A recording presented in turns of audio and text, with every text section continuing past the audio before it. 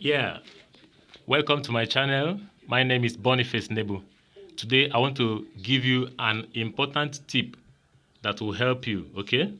Based on the experience I've gathered in this line, I want to inform you, anytime there is a heavy rainfall and with that heavy rainfall goes with thunder strikes, thunderstorm or thunder strikes, what you will do is better you just go to the power supply and off the power supply,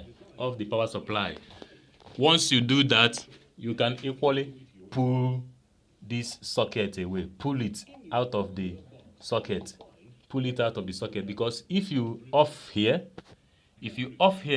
and still allow this one to be here, if the building where you are staying doesn't have thunder protector and you allow it there, when a heavy thunder strikes, it will just pass through the searchlight and come straight to this point. Once it comes here, it will burn your decoder. If it burns the decoder, remember this AV wire is connected to your television. It will follow this AV wire. The high current will follow the AV wire and go to your television and burn the television.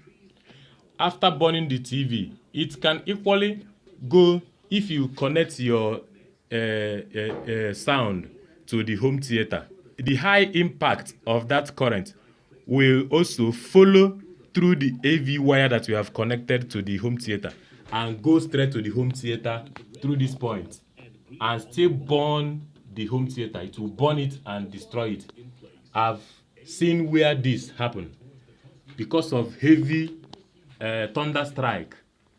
They did not switch off their power supply. It enters into the decoder, destroys it, follow the AV wire, enter to TV, destroy it, follow the TV, enter to home theater, and destroy it. Destroying three things at a go. So if you want to save yourself this problem, make sure anytime you are hearing thunder strikes, make sure you go straight to your power supply, off it, and remove it from there, okay? Yeah, if you like these tips, please, I encourage you to subscribe to my YouTube channel. Thank you and remain blessed.